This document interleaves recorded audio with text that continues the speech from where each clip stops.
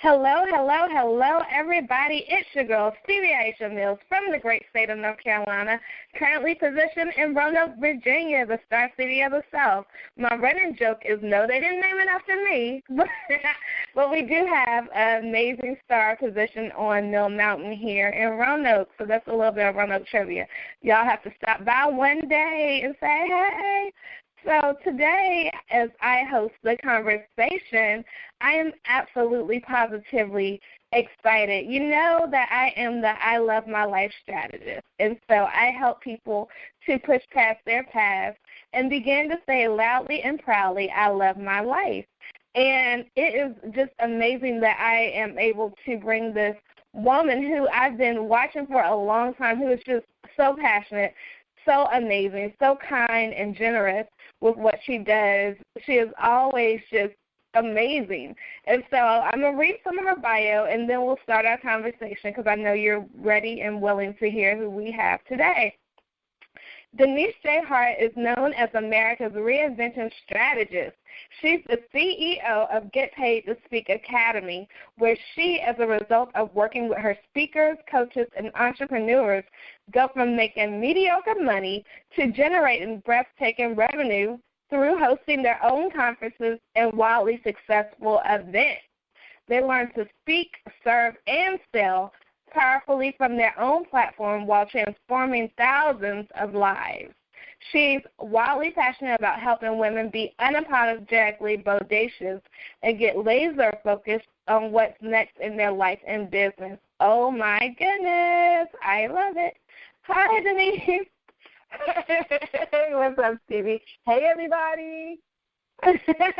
I'm so absolutely excited that you're here. You're definitely one of my, before I met you, a little secret is that you are a friend in my head because I'm like, I just love her passion. I love her passion, and I'm glad that now I can call you my friend in real life. So thank you for being here with us. You are welcome. Oh, I've had many and still have friends in my head, so you are not alone, Sister Child. Awesomeness. So tell us, we read this amazing bio, but who would you say Denise Hart wakes up to be, and why are you so excited, and why do you love your life? Man, well, that's such a great, and it's a loaded question, because for anyone, including myself, there are really tons of reasons why we, could love our life. Number one, I love my life because it was given to me as a gift from God. And I honor that. I am floored by that. So every day that I wake up and I still have breath in my body, oh, my goodness, there could really be no better reason than that for me to love my life. But in addition to that, I am a breast cancer survivor, faced imminent threat of losing my life. And I certainly don't think everyone has to go through an experience like that.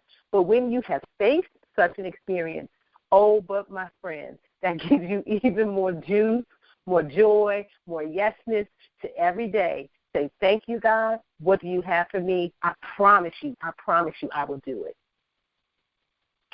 Wow, that's amazing. And, yes, I understand that completely because even though I didn't go through that health battle, one of the reasons why I started entrepreneurship was because I went through a health battle. I was on a job that I couldn't hardly stand. I actually ended up with shingles.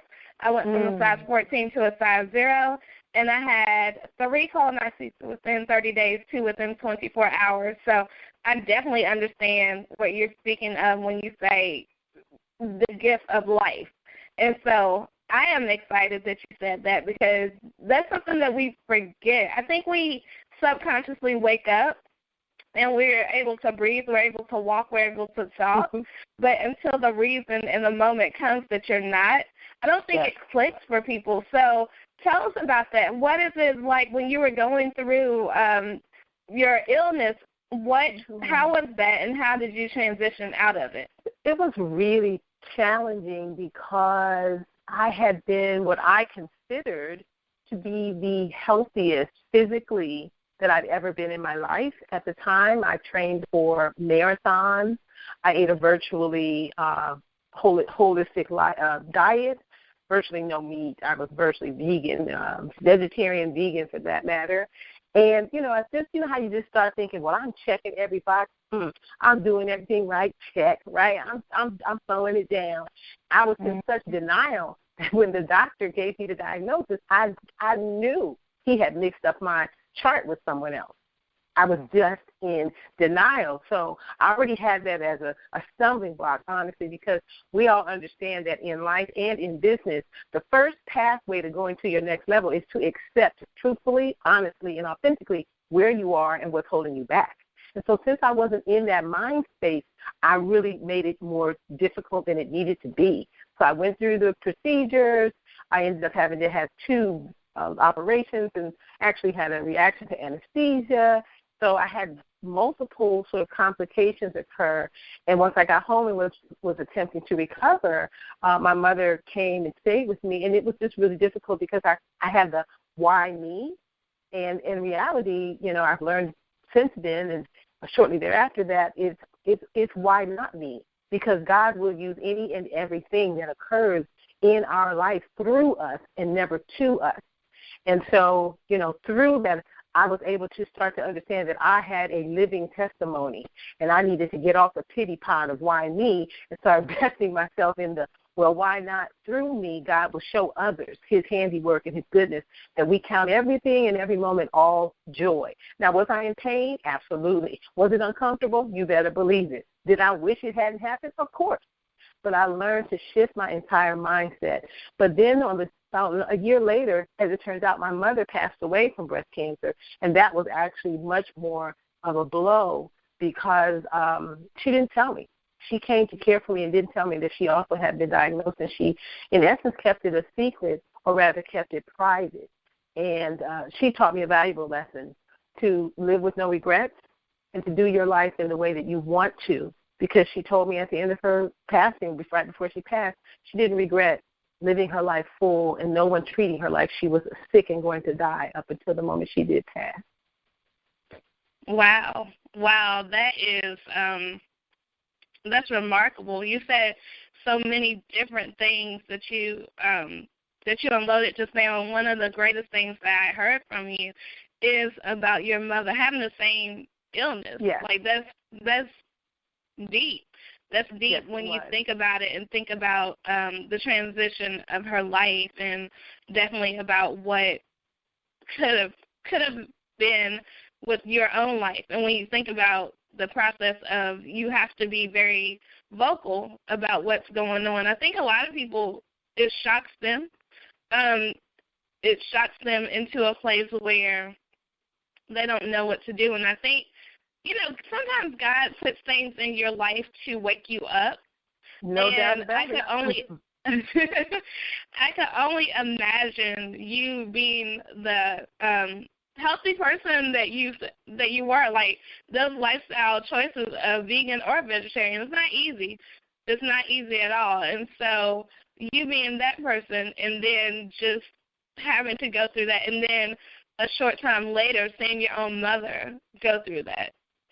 That's definitely what I would call hello from God, because it was a wake-up call, and it really was the thing that lit a fire under me to say and to admit that I did not have forever, that these ideas and this energy of God wanting me to express more of my gifts and talents in the world, I needed to choose.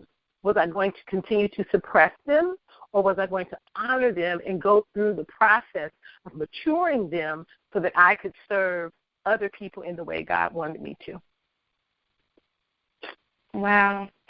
Let's forward a little bit and talk about how you are serving people in the world and how you came about the mission and the vision that you have now. I think it's very exciting that you are serving people in that way. Yeah, I'm going to make this a long story short.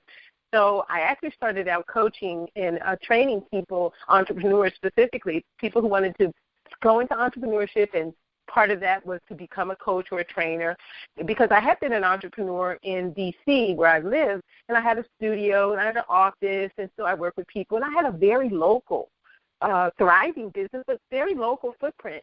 And my father kept just riling me up, really, talking to me all the time about I needed to reach more people needed to know how I had become successful. And I figured I was successful, but you know how you're not looking at yourself like that. I'm thinking, well, I'm good. I got a nice little tempo, a pace here, quiet, relatively quiet life, and so on and so forth. And to spite my father, really, 4 years ago, to spite him, I went to a conference that Doreen Rainey was hosting, and the only reason why I went was because it was local. It wasn't very far, and I could drive to the conference because I don't like to travel. With the life I have now, nobody can believe that I don't like to travel, but that's I know, right? I don't like to fly. So I went to spite him, and I didn't know that at that event I would meet my mentor and coach, Lisa Nichols, join her premier training program, Global Leadership, and completely step into ownership of what the trajectory God had for me to really help people on a much more global level, who wanted to step out of the shadows, who wanted to be unapologetic, who wanted to grab a hold of being their bodacious self with the gifts and talents God had given them, and that I could train and support them in learning how to speak powerfully from a platform, learn how to own the sales conversation with integrity and authenticity, and how to become an internet marketer. Pretty basically, everybody has to market from the internet now. And this year, of course, here in 2017, I had just rolled out a brand new program for coaches and entrepreneurs who want to host their live events. And they don't want to make mediocre money doing it anymore. So I rolled out this program, Conferences Done Right, how to make a big impact and make money too. And people have gone crazy over this thing because so many folks know that live events are high touch. We call it belly to belly. That's where we get up close with the folks that we serve. But so many people have done it wrong. And let me tell you how I know why, Stevie. I started to get the nickname when I would go to folks' live events and help them put together a strategy to, serve their community and make money. People started calling me the Olivia Pope of live events because I was coming in and having to fix things that were just completely done wrong. The structure was wrong and so on and so forth. So I laugh, I joke and laugh about it, but it's true. I just started to accept that I also had a gift in that area. So, I get to travel around the world, well, the country, really. I haven't been international as a speaker or a trainer yet. Been invited, but haven't gone out there. But it's been a blast. I'm glad I listened, out of spite, really, spiting my father. I went to that conference and took a step that everyone was shocked by. Well, it's funny because there's the older school show, the season show, Father Knows Best, and that story just reminds me of that, and that is amazing. That's amazing. I am excited about the fact that you have created this amazing just conference workshop because it's so true. It's so true. We all need it. And as someone who is planning a retreat to be held in March that I Love My Life experience, I'm like, it's not something that we know how to do until we know how to do it. That's not something that the average person knows how to do. So as far as that, what have been some of the greatest issues and problems that you've seen either a retreat host or a conference host or a workshop host do, and how does your new program come in to specifically help that? Wow, those are great questions. So one of the top mistakes that coaches and entrepreneurs hosting live events make, and again, you said it right, it's either a full-on conference, multiple days, or a retreat, one or multiple days, or even a workshop, any live event. One of the number one mistakes folks make is they don't understand that there is an infrastructure to the event so that it makes an impact and makes money. So what many people actually do is, and I don't mean this from a negative, but it is what it is. Many people actually prepare the event almost like they're preparing any other kind of a party or festive occasion. I planned my wedding, or, I planned a ton of birthday parties, or, we've had, baby showers, and sort of event from the party event side. What do I mean by that? I mean, people look at, well, what color should I have? What venue should it be in? Should it be 1 or 2 days? And so they approach it from that perspective, which is, I call it the event aesthetics, and they leave out that there's an infrastructure to making money and an impact. There's a literal infrastructure, and it can be taught to people. And so folks are kind of like, well, I think, I planned a lot of events. I hear this a lot. In fact, I've worked with tons of people, from very big brands to lesser-known brands to brands that nobody really knows. But that's fine. Everybody has their event at whatever level they are in their business or brand exposure. But one of the common things I hear, and this is for people who are in like year 2 and 3 of their event, they'll say, well, I mean, I've already done it, several times. And I won't say the name because I believe in confidentiality, but one of my clients ended up saying, well, not ended up, she said it so many times. She was on year 3 of her event, and she kept saying, I just didn't know. I just didn't know, And I said, it's okay. It's quite all right. Very few people understand that there's a true infrastructure, and that when you do it well, it becomes so seamless. It almost disappears. That's phenomenal, because that is truly something that, people here to make and create live events, but you're right. You are right. There is some strategy. And for all those people who are the side of brain that I am, the creative side, right. We're all about, we're going to have this, and this is going to happen, and that's going to happen, and those people need to come, and this is going to be here. We're all about that. But we're going to have this food. Ooh, yes. We're going to have these crackers, and we're going to have balloons, which is important. I'm not saying that's not important, Stevie, but people always leave out the most powerful part of the experience. Because here's what I know. This is what I know after doing this for so many years, that people come to a live event really because they're going to experience breakthroughs. What people are really after, and not every single person, but what people are really after is long-term transformation.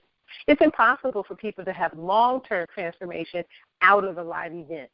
They come there, they have small accumulated breakthroughs, and, we even hear those words, oh, man, this was so good, man, that was the nugget I needed. But nobody can have long-term transformation, not unless they sit inside of long-term learning. I've been a college professor for 17 years, and if being a college professor has taught me nothing else, it has taught me that none of my students come to class for 1 or 2 days and believe they have the long-term transformation they need. They come to class for a full semester because what they're after is the mastery of the long-term learning that will take them to their next level. Wow. Oh, yeah, I call it the good stuff, no fluff. I'm not, you've been following me for quite some time. I just, I simply don't believe in sugarcoating much, nothing really, because, I feel like our people's lives and their legacies depend on it. So, if you're ready to be real and to work it and have fun while we work it, come on, jump on this ride right here, because you will never regret it. I definitely believe that. And one of the things that I know for sure is that, last year at the Act Like a Success conference, you were one of the speakers, and I went past the room, and the room was busting out of steam. And that it was standing room only. Yes. I was like, wow, it just was amazing to physically see that, and then to know what you do for your business and for your clients. I was like, if nothing else, when people see that picture or when they hear about it, they will definitely know those are what, we call receipts. That's exciting. That's exciting just to be, with Act Like a Success and the part of that brand, and to be with some of your other dynamic clients that I've seen you with in the rooms I've seen you with, and just the fact that you are so humble and that you're so just knowing that it's nothing but God. And I appreciate that, because a lot of people, they won't after a certain part of their career. they won't stay humble. So what is the one thing that you've implemented that helps you to stay humble? Wow. Just a daily reminder that nothing is promised. Nothing is promised. I am so grateful to be here. You invited me to have this conversation with you. I put it on my calendar. I look forward to it. I'm not saying that I think about death, but I accept the truth that nothing is promised. I have the opportunity really every second to be grateful, okay? The saying is, there but the grace of God, so I, which is this reality. So I keep things in perspective. You know, I love that I get to be here doing these magical things and being in people's presence who help me with their magic and their gifts and how they serve big, and I call it shaking up the status quo on the planet. So for me, it's keeping it in perspective, you know. Hey, this doesn't have to be. It doesn't have to be this way at all.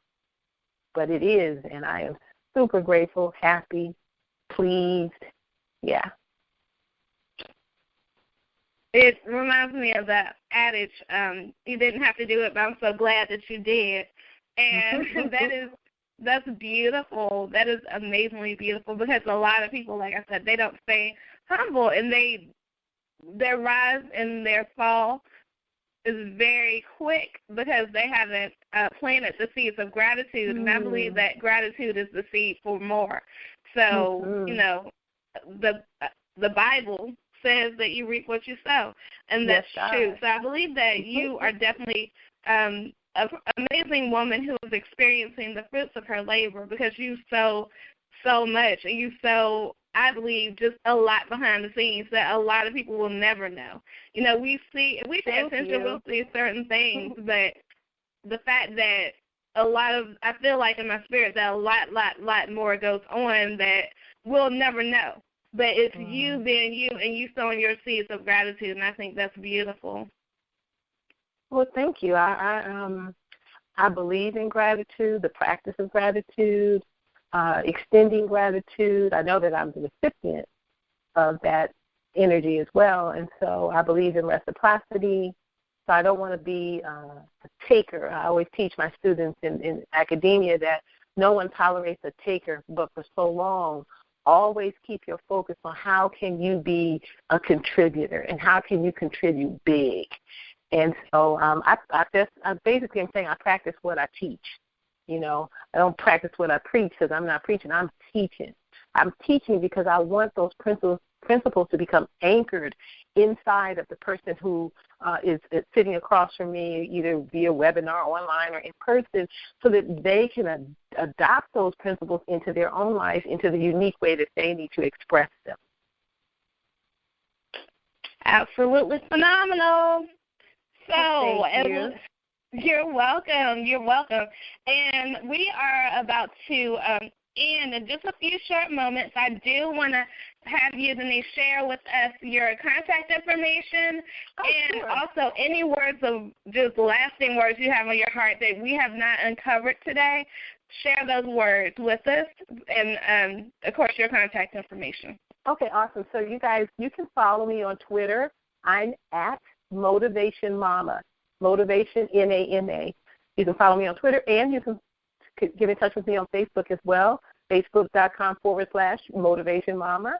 You can follow me there as well. I'm big in Facebook. I love to interact and talk and engage. So I'm also in the other social media platforms, but I won't go all the way down that street, but I'm on everything.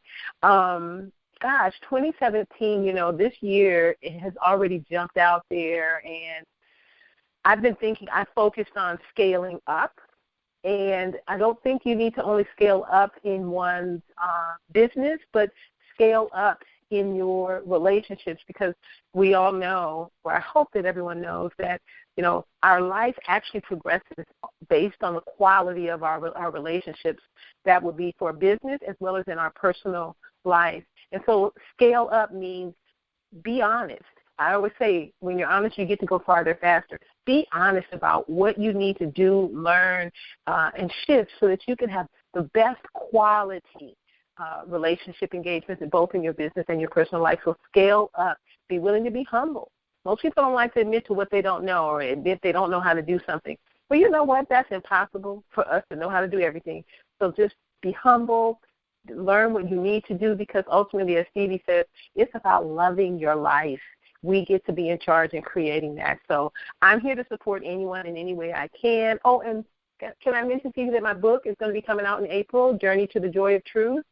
It'll be released in April, so I hope folks will get that. It's a marvelous 12-step journey to joy. So fantastic little piece of work there. I'm really proud of it. Awesomeness. We'll share with all of the listeners of the conversation, and I'll look forward to having that book as well. And we need it. I believe that when people are equipped with the tools to succeed, there's no stopping their potential. So I try to equip myself. I try to equip myself with all the tools I can, and I try to put in the work that I can and put in the prayers that I can so that I can afford more of the opportunities and afford more of the amazing things, because I know for sure that you have to connect, collaborate, and change in your life, and you've got to listen to people who know more than you do, and that's imperative. So anytime you have something, you know how to get in contact with me, just share it, and I will definitely post it, share it, do what I can, because it's imperative. It's imperative that people are equipped. That's my mission, and that's my vision in life. So thank you for being here. Thank you very much. It was awesome. It went by way too fast, man. I know. We're going to have to have you back. We're going to have to have you back. Well, I'd love to see that. Come back. Yes, definitely. And when the book launches, we'll have to have a book discussion and everything. Yeah. Oh, right. My publisher will love to hear that. I'm sure she's working on blog, people for interviews and stuff like that, so I'll pass your name on. Awesomeness. I'm excited. Yes. Guys, again, we have listened to the amazing Denise Hart, you guys. And I love her last name because it fits her. Hart, H-A-R-T, but she has plenty of heart, H-E-A-R-T. And it exudes from her. And I am so absolutely dynamically excited that. Yes. Stevie, do you know that I say this often, I didn't say it here, but my middle initial is J, and it stands for joy, and I often say I have joy in the middle of my heart. Wow. Yeah. I'm glad you shared that with us. That's beautiful. That is so beautiful. Yeah, wow. I felt like I had to because you were saying my last name, and I was like, well, she don't even know my middle name. Y'all get excited. You see how much love exudes from this woman? Oh, my gosh. And you can tell that you are so very passionate about what you do. So that goes along with the heart, too, because that's where the center of our passion is. Oh, my gosh. I'm excited.